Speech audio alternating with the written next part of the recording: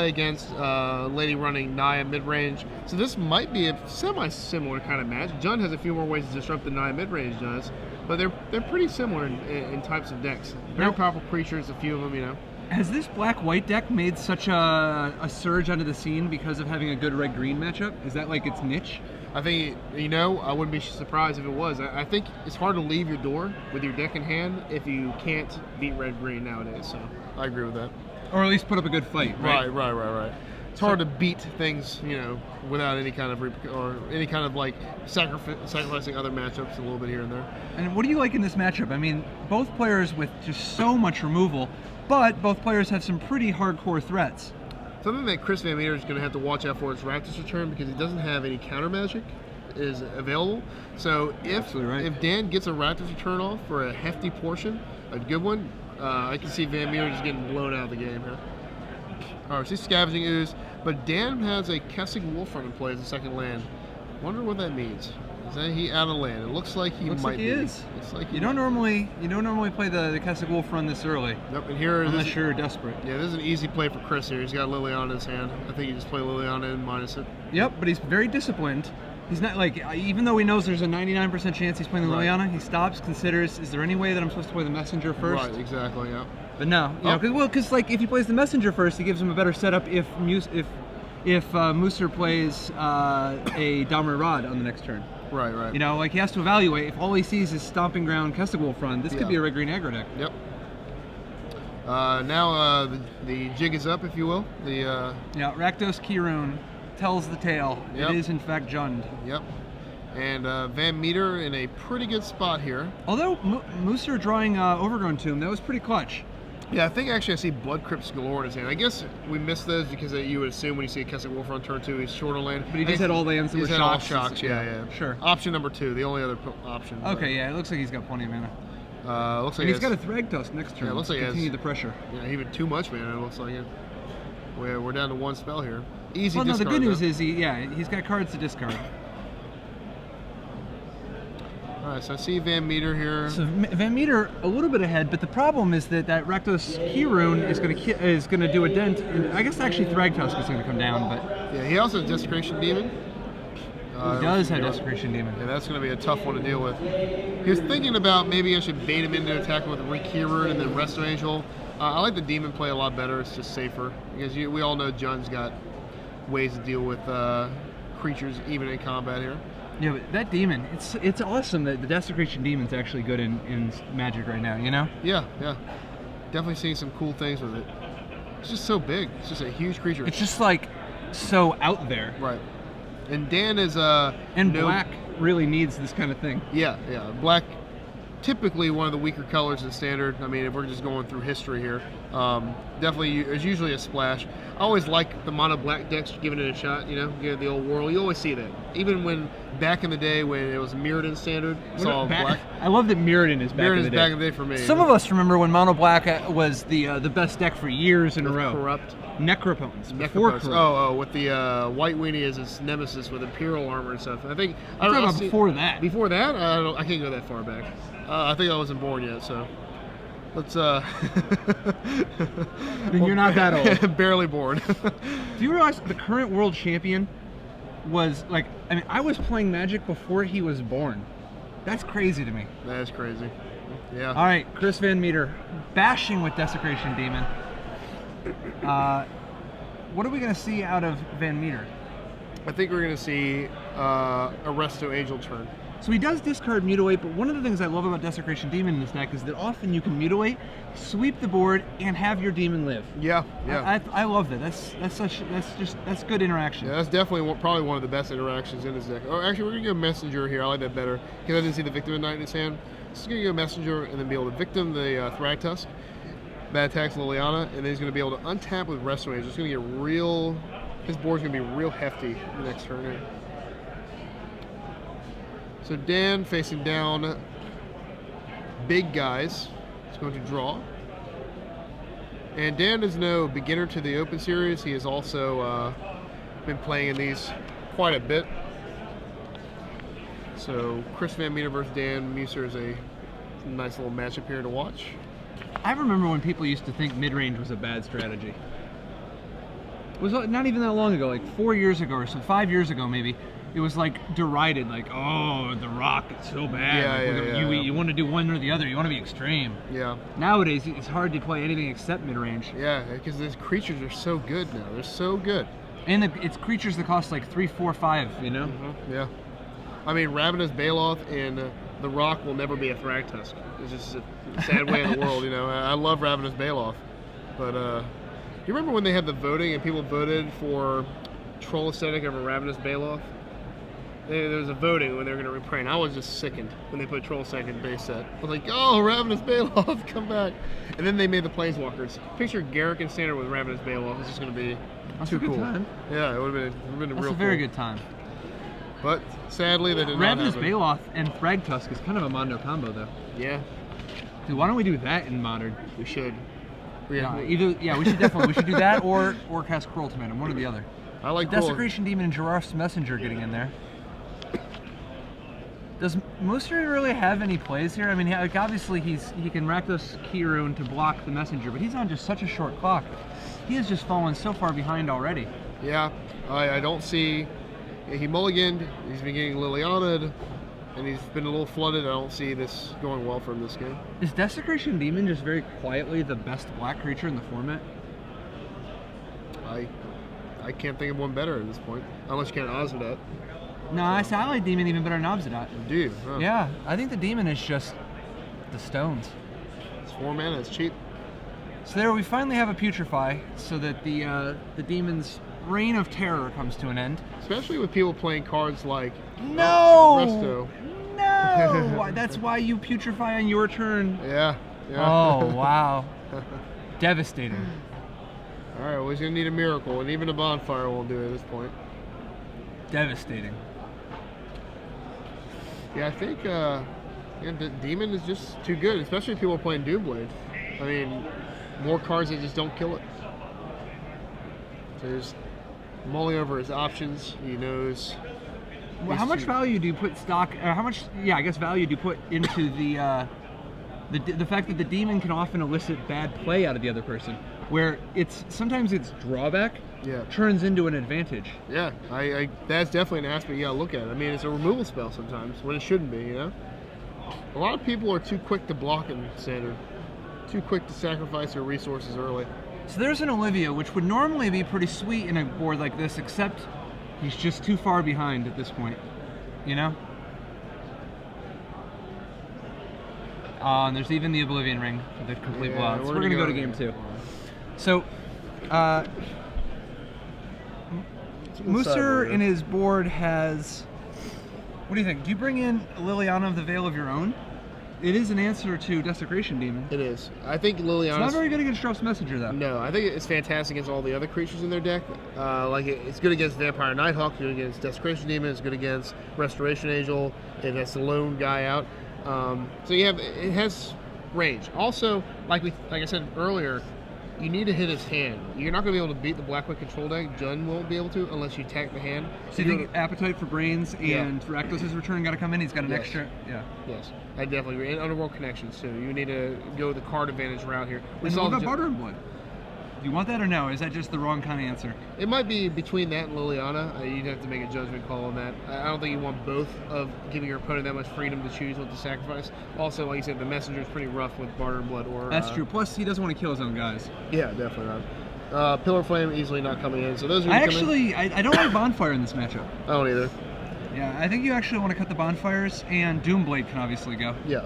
Bonfires, Doomblade. That's already 5 cards. And you can kind of skim off the top here. How many targets does he have for Abrupt Decay? Just Liliana, I think, right? An Oblivion Ring?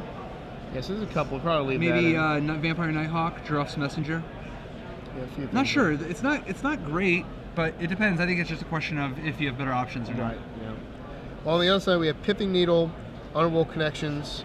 Pithing Needle against Jund is pretty good because it stops Kestic Wolfrun, it stops Garrick, Primal Hunter, it stops Olivia. Most notably Olivia. Yeah, so sure. Pithing Needle is a pretty good card. He has his own Planeswalker. Scavenging Ooze in a pinch. Yeah, if you want to stop the bleeding there. He has more Ozbedat. He's got a few things. If you guys can't see it right now, Chris VanMeter's sideboard is a 2 of, a 2 of, 3 of, and then 10 1-ofs. Excuse me, 8 1-ofs. So he has a lot of freedom here. He caps off a lot of his removal, adds one more Ultimate Price, one more Doomblade, one Sever. So do you like the maybe he cuts Ultimate Price from his deck because he figures that between Huntmaster and Olivia, there's too many. I mean, I don't know. You might keep it just for the Ooze and the Thrag Tusk, but it seems a little mediocre. Yeah, you want to have your removal spells have a wider range. Maybe even Tragic Slip too.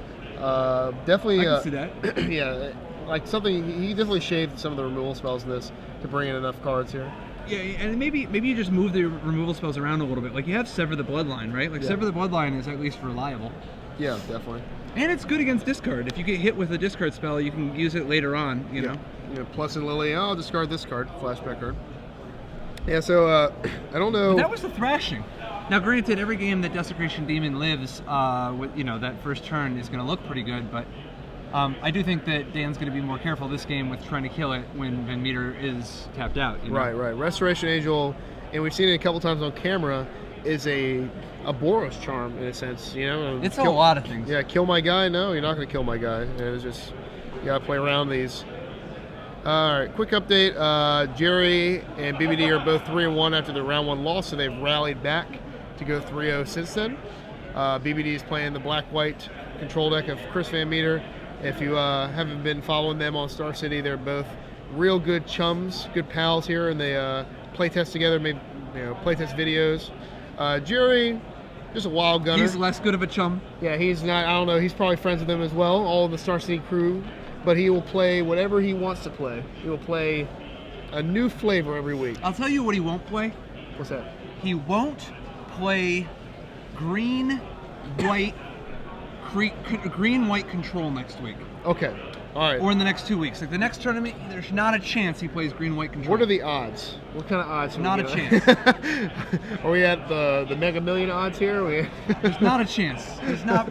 Jerry is not playing green-white control at the next SCG Open standard event. I think you're pretty safe with that assumption. Invitational winner Lauren Nolan is 4-0.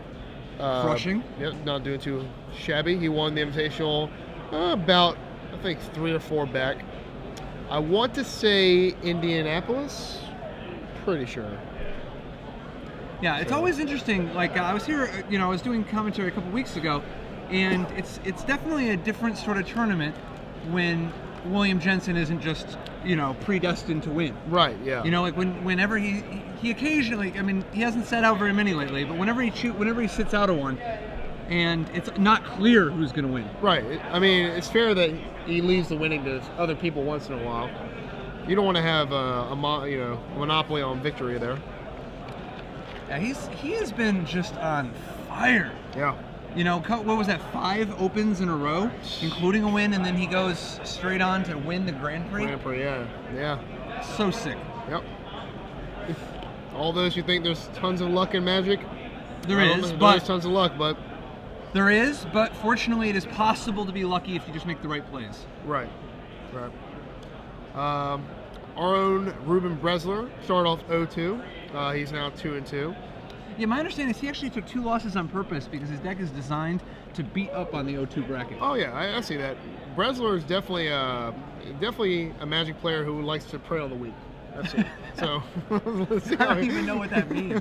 I was thinking he just, he's got his eyes set on that top 16 finish, so he's just like locked on target. That's true. He could. I mean, if you go XO then draw the last round, you put him in lock at top 32. I like it. It's a good strategy. It's a bold strategy. Let's see how it plays out for him. Unorthodox, to be sure. All right, so Dan is mulliganing. Have you ever seen Ruben stand-up comedy? He's shown me a clip or two of all the foam. He's just fun. He's a funny guy. Yeah. He's a funny guy. We need those funny guys in Magic. Comic relief. That's what he is to you? Is he a clown? He's here to amuse you? I'm not answering that. I'm not responsible. So Dan's going to 6. We got 6 cards this time? It is. What's Dan hoping to draw here? Well, I think I saw one of them. Farseek and... It looks like Pitch Black Darkness. Right. Oh, okay, we've returned. Darkness! So, Farseek. Sorry. This is like the actual just perfect opening, though. There's nothing he wants more than a Farseek. Because at this point in the game, it is basically, it is pretty close to a Time Walk. It is. Jun's most blowouts come from a turn 2 Farseek on the play. I mean, playing a Huntmaster when they just play their second land is not a fair play. So VanMeter, second land. Here's always the awkward sign and blood on the draw. Sign and blood on the draw. Definitely always awkward. Always awkward. Unless you've mulliganed. Unless you mulliganed, yes. In which case it is the exact opposite. Yeah. But hopefully we're not in that spot to begin with. Is that a Garruk? Yeah, he's drew a Garruk. Wow, everything's just turning up Musser. Yeah, he's got a acidic slime also, and he has the 5th land, and he has a Bonfire of the Damned. All right, so we're gonna see. What would you play here? It's between Garruk and a 6 land. I think you just throw Garruk out there immediately. Yeah, Garruk. I mean, that's just gonna be so good. Having it Garruk up to 4 counters plus having a token. Right. And then when VanMeter Oblivion Rings the Garruk, you acidic slime the Oblivion Ring, and you're just so far ahead. Yep, he's going to do just that. Everything going on right now is just tickling me. Big green spells. Let's go green. Chris VanMeter draws 4th land. Now, what's VanMeter hoping to draw at this point to kind of turn this around? Because he's got kind of a slow draw. He's got a lot of Disciple of Bolas's, a lot of Restoration Angels. The good news is, Disciple of Bolas plus Giraffe's Messenger is a pretty sweet way to get an advantage. And even if he falls behind on these beast tokens, he's got to sever the bloodline to kind of clean up the mess after. Right. I think VanMeter is going to do what we talked about earlier. He's going to Oblivion Ring, just cross his fingers, hope that on Dan's mulligan, that one of those 3 last cards in his hand is not a way to stop the Oblivion Ring. Wow, this is going to be pretty harsh. Now Dan probably will take this. I would block just because I know that Chris plays multiple or Disciple Bolas, and you just don't want to give him that kind of advantage.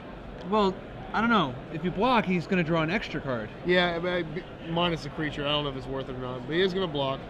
So we're going to see how that works out for him. That's true, and I guess he's got Acidic Slime to kill the O-Ring and threaten to block the Messenger. Right. And this is going to be very good for Dan because now he's got 2 ways to defend Garruk this turn. So even if Chris has the Sever, he can't stop. He can't get to Garruk this turn. So I think, do you even attack here? I think you say go. One of the other reasons with Resto Angel, I think, just to have a threat on Garruk the next turn. See, here's the tough thing: because you gave up, because he gave up that beast token for the messenger. Now the Restoration Angel is getting even more value because of being able to completely reset the messenger. That's true. Yeah, it's going to work out opposite. Would you play the Augur here and then draw 4 cards, or would you rest? I think we rest. I think you have to resto first. You need some tempo. Like you can't just he's just going to discard a bunch of cards if he just disciples now. Yeah. He needs a board presence. So Chris thinking over his options. He's going to actually play some this turn. He might be thinking about main phase Restoration. Yeah, because he just wants to reset that messenger. Yep. I think if you're going to do this, you're supposed to attack and see if there's see what he does. Yeah. No, surely he just blocks and you waste some time, but at least you gain some information about which Dan values higher, the Acidic Slime or the Beast. Yeah, I agree. Never harm in attacking. Ever. Always attack. It's like unleashing. You know, always do it. Always unleash.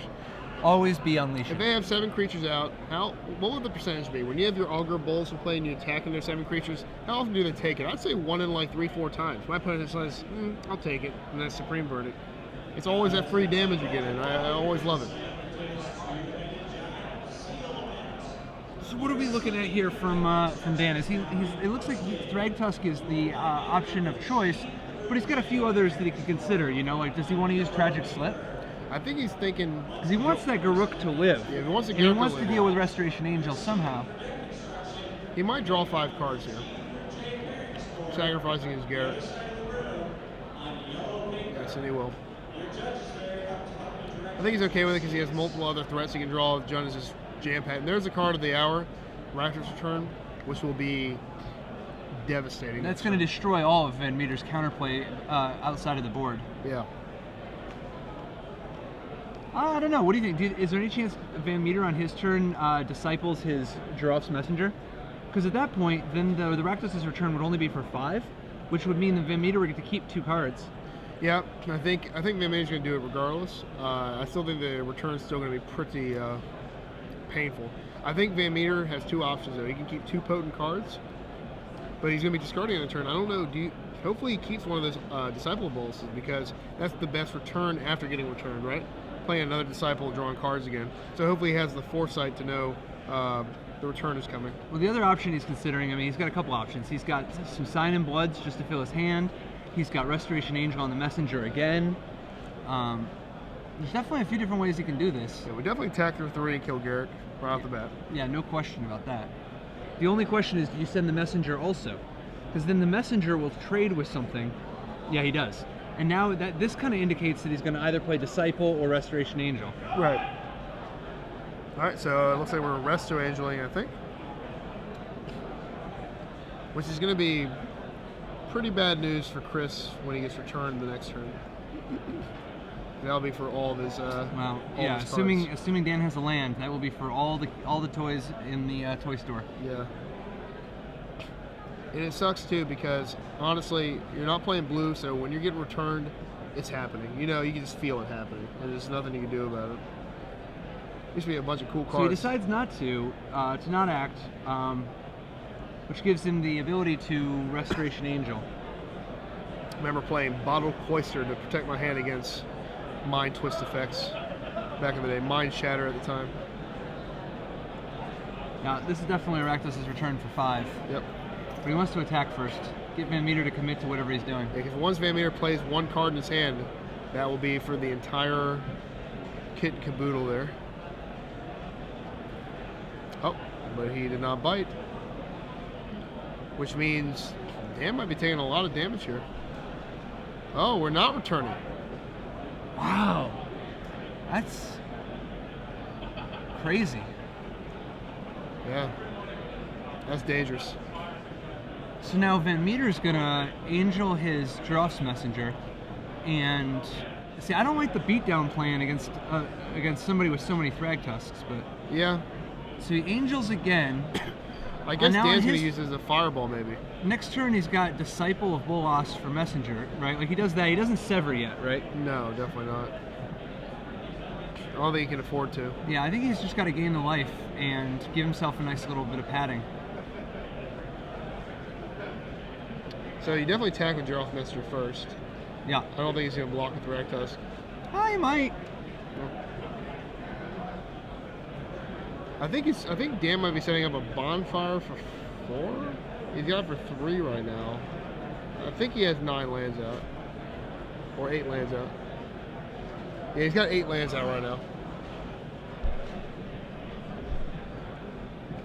I mean, the return here would have put Chris at 1 card. And just 6 life. Yeah. So we'll see what happens. He'd have no cards. No, he'd have 1 card. It would be that Resto Angel in hand if he would have, besides the card he drew, yeah. So he's going to play the Disciple. Second, Gerald's Messenger.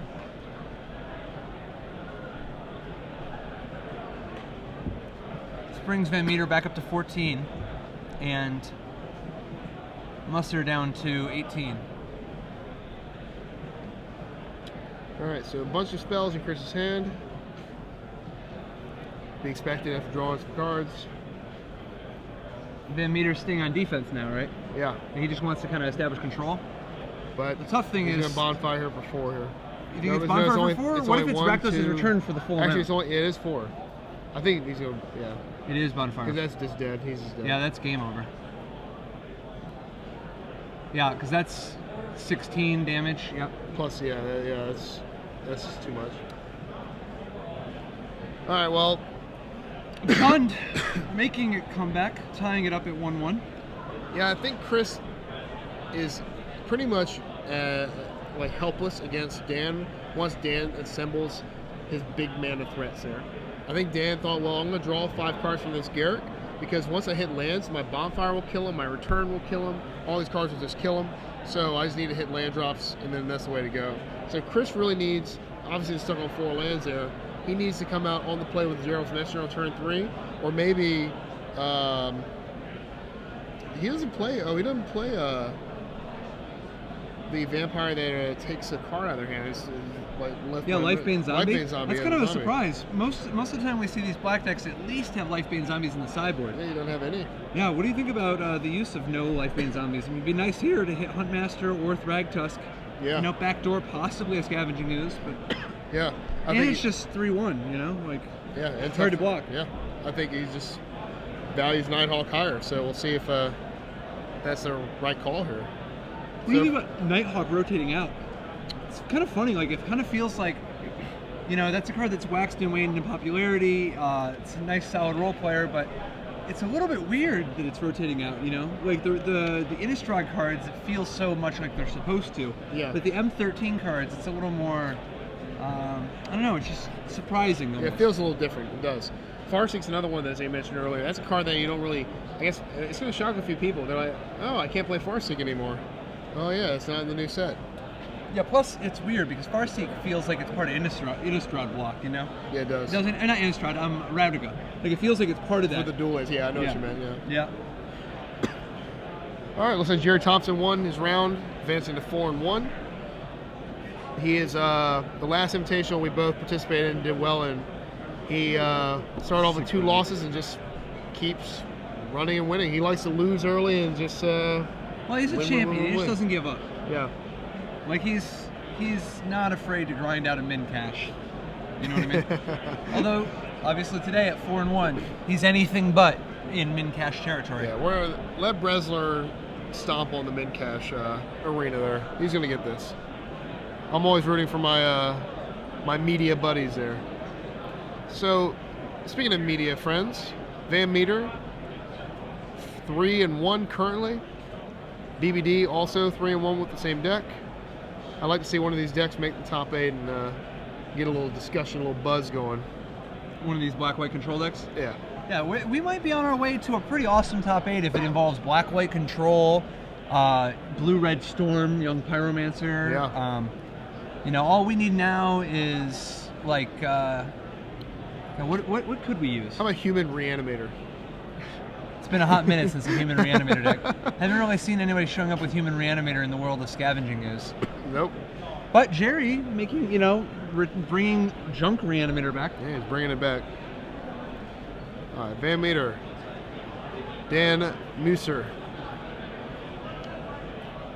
We have 2 mulligans. Who does mulliganing favor in this matchup? I'd probably go with the black-white player with the 4 Sign and Bloods. Okay, that makes sense. I really am a big Sign and Blood mulligan fan. Jund can still get those draws, but them being 3 colors puts them at a clear disadvantage the more cards down they go. I've seen a lot of Jund players, you know, you have 1 color missing because of mulliganing specifically, or a 2 color, he's basically, let's just, you know, quit beating around the bush. He's 1 color, he's mono black. He can just hold off on playing Resto Angels for a long time as long as he has his swamps. All right, so crisping on the play, obviously another nice little advantage here. I think Jund doesn't want to see Gerald's Messenger because they have Pillar of Flame on the board, but can you bring in Pillar of Flame for 1 card?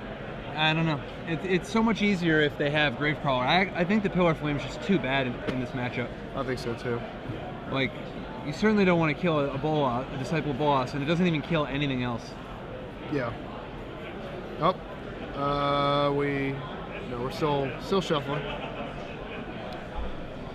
Hopefully we have 2 strong 6s here. I want to see a nice little game 3. Okay. They are checking to make sure he has 60 cards. He said he might have dropped a card. I think he's good to go. Taking a little breather. Shaking it off.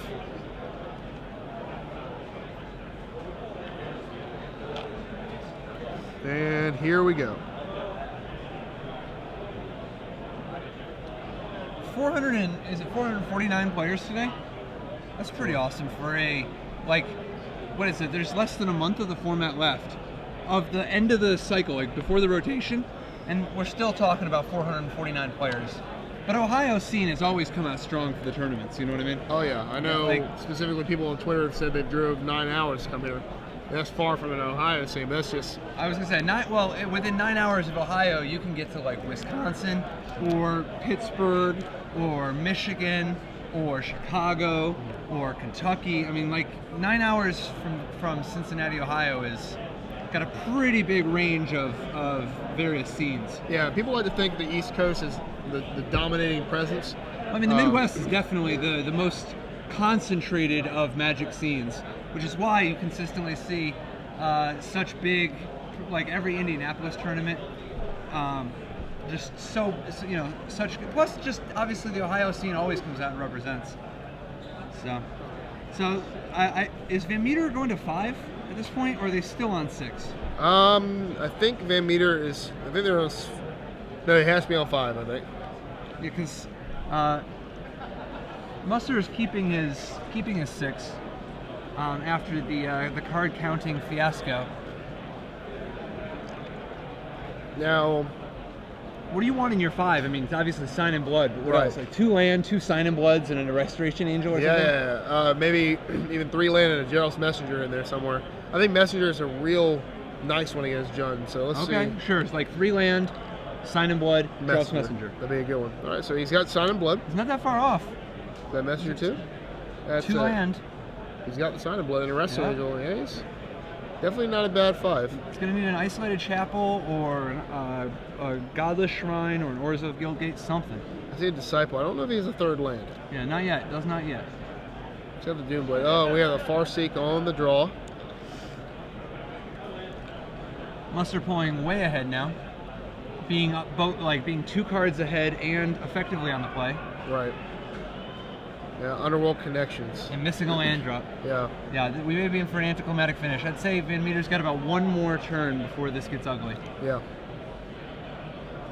Hunt Oh my Master God. drawn. Yeah. And elects to play the Shockland here. Gets a 2/2. And there's a Doomblade right now. Let's just Doomblade this real quick before there's any illusions that this is going to live. And we drew a draw. Misses it again. Yeah, VanMeter knows that was the turn. That was the turn he really needed to. Yep. Thragtusk Yeah, on at the this field. point, it's just going to slip away too fast. It is duress. So Musser, at least Musser doesn't have anything else, but Yep. he does have VanMeter on a pretty quick clock. He drew a Dreadbore. All right. Problem Has to be a is, land here. even a land though, it's too it is a Yeah. land, but there's nothing you can do at this point. Yeah, Gerald's Messenger coming to play tapped. Really a dagger in the side here.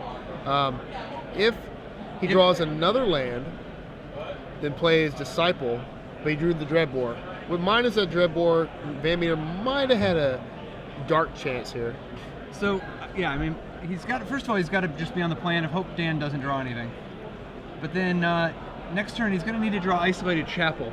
I think he drew an Olivia Volverin. Wow. It's a gold card there. Yeah, that's going to just That's it. make it even worse. There's just no out. Well, no, he's got to decide. Do you even play the Olivia? Because he wants to play around Mutilate. Oh, yeah, but if he mutilates, he dies. VanMeter dies. Because he dies in the 3/3 by itself. So it's... Yeah, and that's it. So Dan Musser advances to 4-1 with his black, green, red Reed Duke deck, and Chris VanMeter falling to 3-2 with black, white control. What do you think, man? I hopefully we can get this black, white control, see one of these black, white control decks near the top. Yeah, I agree. BBD's still in it, right? Yeah, BBD is X and 1, and also who do we see playing black white? Andrew Tatum, I think, is playing black white, and he was also XO. So there are definitely 2 black white decks still in contention. Yeah, contention. Excuse me. So I would not put it past one of these guys to break through into the top 8.